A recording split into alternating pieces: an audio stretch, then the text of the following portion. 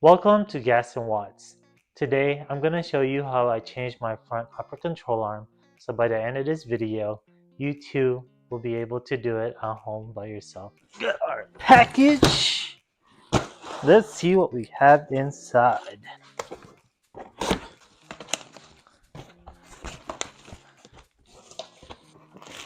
Wow!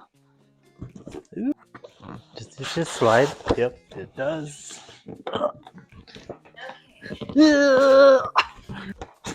Alright, go. Whew.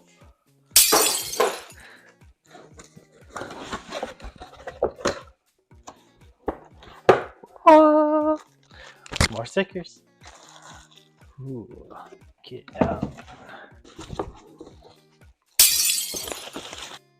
So here's the front upper control arm for Megan Racing that we're going to be replacing my old adjustable upper control arm. So these are my old upper control arms. This is the SPC from Movotech. To adjust the camber, you just loosen this nut up and you can actually turn this inside or outside depending on the camber gain that you want, and then you can adjust it more front and back with this adjustment, and then you just tighten it down. Because of this right here, it sits up a lot higher, and you actually bottom out and hit the top of your wheel well with these pretty often. And this is pretty bulky, so you can tell I was touching right here against the upper wheel well also. And this right here says left and this right here says right. So this is actually I guess bi-directional. You can put this on the left or you put it on the right, and you just need to switch this in the bottom or the top. To compare it with the Megan's, as you can see, this is a lot lower, so I don't think I'm gonna have any issues hitting the top of the wheel well. Also, the design is a lot skinnier and lower, and this actually got pushed out because of this, so it extends it, so it'll be a lot lower than this one. So with this one, to adjust the camber, you pretty much just loosen the locking nut in the back, and then you can adjust it right here. Here's the Allen. Well, there's also a locking Allen right here to prevent this from spinning, but once you tighten down, you won't be able to adjust this and make it spin. So you loosen this down, loosen this, and then you make your adjustments, then tighten everything.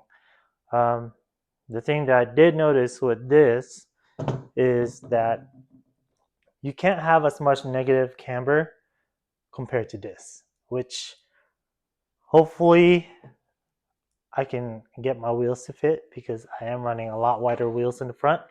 But we shall see once we get these things installed. So let's go ahead and get these installed. The first thing we gotta do to get this install starting is to get the car jacked up. The car is really low. I would like to put the jack right in the center so we can just jack both sides and just put the jack stands on. So I have this piece of wood that I made to just have a little ramp so we can fit the jack in the middle.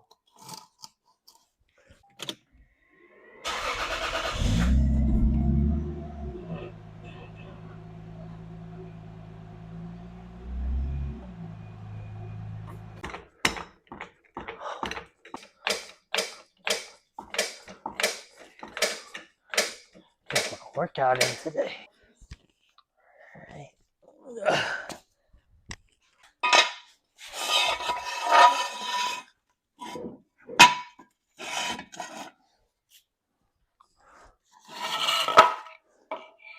The lug nuts.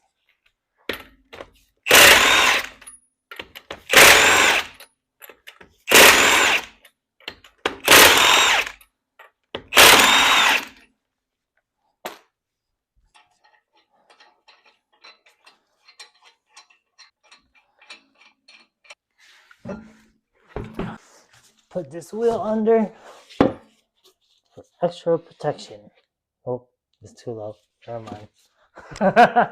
So for the upper control arm, all we're gonna need to do is remove this cotter pin, which remove this nut, remove this bolt and this bolt, and then we're just gonna use the ball joint remover right here to separate it from the knuckle. With this wrench, this has the ratchet at one end. It helps a lot. So if you guys can get one, I recommend you getting one, especially for this tight space.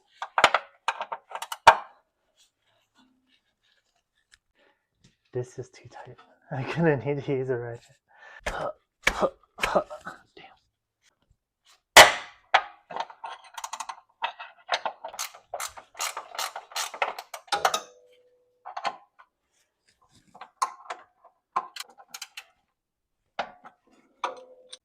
So this one is the 18 mil.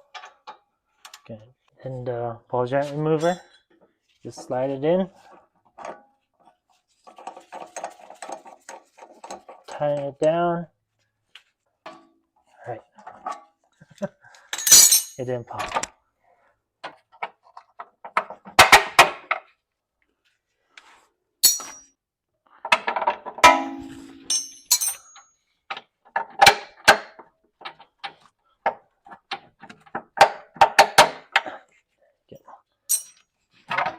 Oh, nice. Came right out.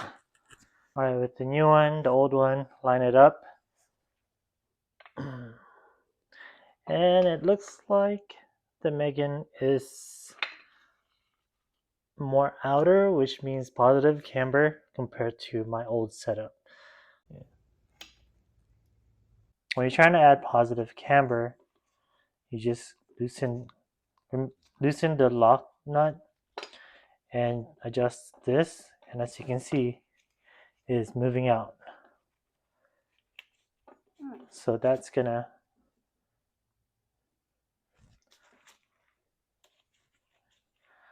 so we want negative camber, so we want to make this as short as possible.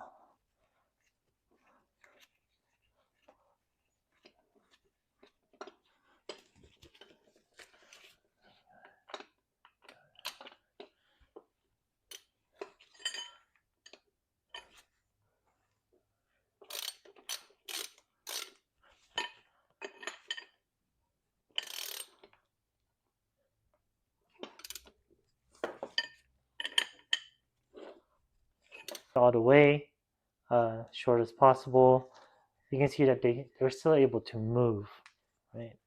So this Allen bolt, lock bolt, just need to tighten this down, and we won't be able to move that. But we'll tighten it down once it's in the car.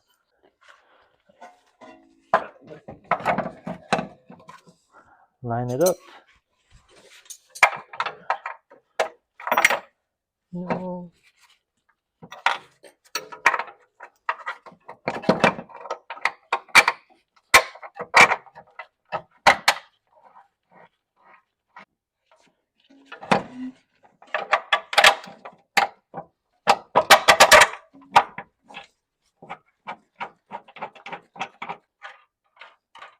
Just a new bolt.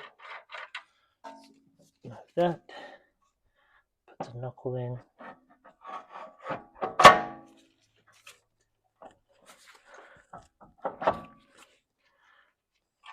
Then we're gonna torque everything to spec. Now that we have the arm in, we can go ahead and tighten this up.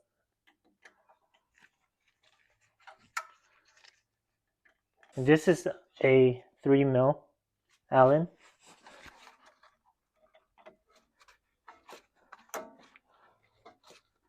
Before you can torque your suspension components down, you need to preload the suspension. And by just jacking up the suspension so that the suspension will not be binding right here with constant strain. Okay, now that we have that up, we can go ahead and torque down to 14. These are 39 foot-pounds.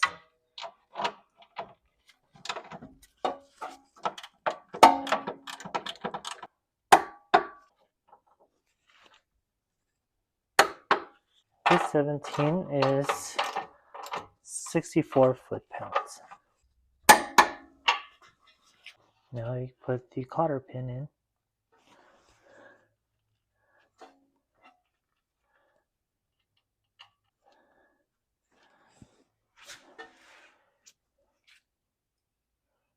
Alright, I just put the wheel back on.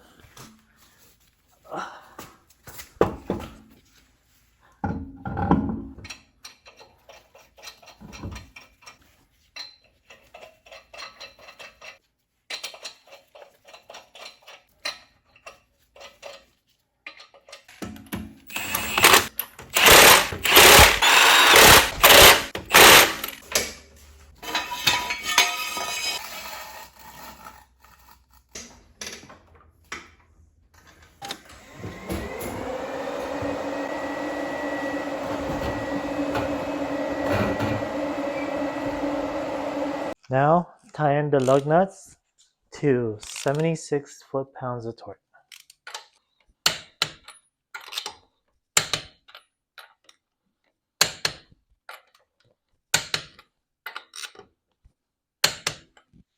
Every time we touch the suspension components, it is always a good idea to get the car aligned.